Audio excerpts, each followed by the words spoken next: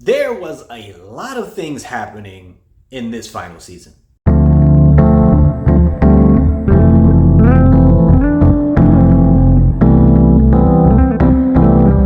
Hello, welcome to Just My Thoughts. I'm your host, Khaleel Ward. On this episode, I'll be talking about Spider-Man, the animated series, Season 5. It's the last season.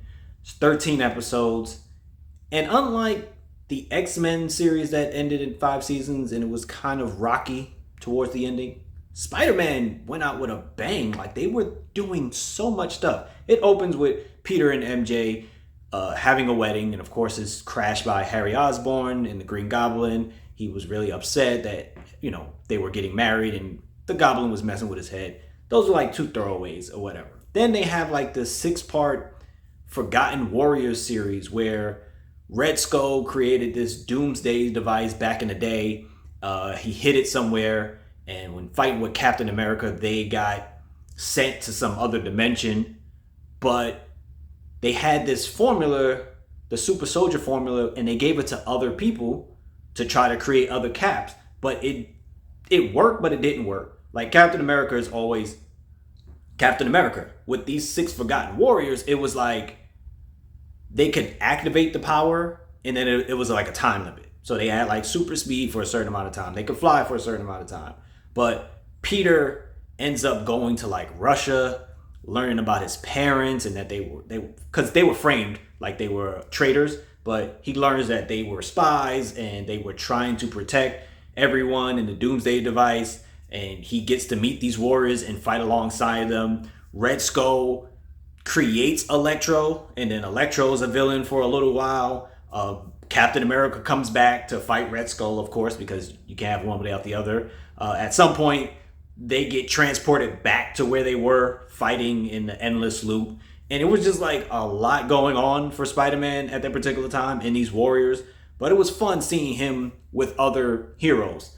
Then we get like a break in all that hectic action. Hydro Man returns. And Hydro Man is made of, he's kind of corny. He's really corny, and he's just creepy. He's a creepy guy. He just wants to take MJ everywhere, and it's just very creepy. Anyway, they learn that the MJ that returned in season 4, when she disappeared and all of a sudden she came back, this MJ is a clone of Hydro Man, and she was made specifically for Hydro Man. And he says that throughout the episodes, like, you were made for me. And then by the end of it, you learn like she was literally made for him and made, using his DNA and stuff. And so it turns out that Peter married this fake MJ clone, and he's not really married, and poof, she's gone again. So he's going through a lot. Peter is going through so much. He gets married, and it turns out this person's not even real, and she evaporates again, and he's all alone. So after that, it picks up. It gets crazy. There's a Secret Wars. It's 3 chapters. Madam Web comes, and she's like, yo, Spidey, this is your greatest test ever. And he's like, listen, I ain't got time to deal with you. I just lost MJ. This is not funny. And she's like, meet the Beyonder. And he's like, yo, we're about to have this battle. I seen you. You look kind of cool. You're a hero. It's going to be good versus evil.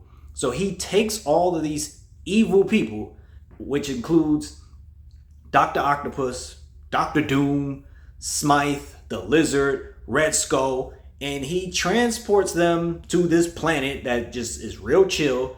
And then he speeds up time to see how much destruction the bad guys do. It's really cool. And then he's like, yo, Spidey, you need to pick a team and take on these bad guys. Here's this supercomputer that can grab any heroes you want. Just pick whoever you want, and they'll be transported here. So Spider-Man's like, all right, I guess. So he grabs the Fantastic Four, all of them, surprisingly.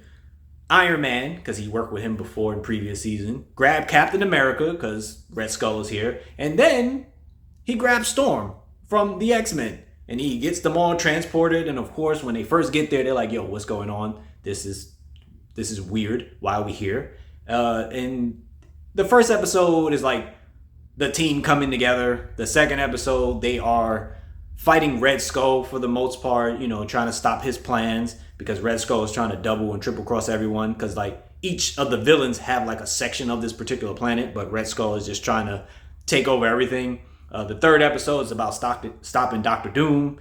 And Doctor Doom has this plan to steal the Beyonder's powers and just be the strongest person in the universe. And it was dope watching Spider-Man work with all these characters because, again, in the previous seasons, he worked with the X-Men for a couple of episodes. And then he worked with Iron Man and War Machine, even Doctor Strange. So for the Fantastic Four to come in, see Storm again, it was just really dope to see him work with all these heroes and like essentially pass this test that they set for him. But then it's not over because you're like, okay, we just did Secret Wars. How you follow up Secret Wars? They do Spider Wars. So they're like, okay, Spider-Man, you did a great job. Here's another test. And they take him to like this dystopian future where he has to fight Spider Carnage. So like Spider-Man and Carnage have come together and he looks like this weird thing. He is in control of all like the goblins and stuff. And Spider-Man is like, why am I here? Now I got another test and he has to team up with Spider-Man from different dimensions. And it's just like, what is going on? There's a Spider-Man who took Doc Ock's arms. There's the mutated Spider who has all the arms come out. There's an armored Spidey. There's Scarlet Spider. And then there's actor who plays Spider-Man on TV.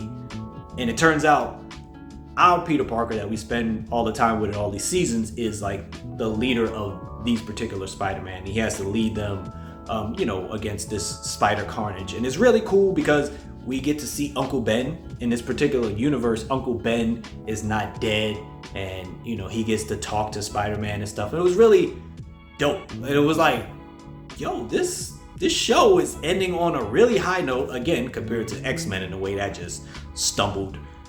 But I was like, yo, this show was really dope. It was really cool to go back and rewatch this because I didn't remember everything that happened.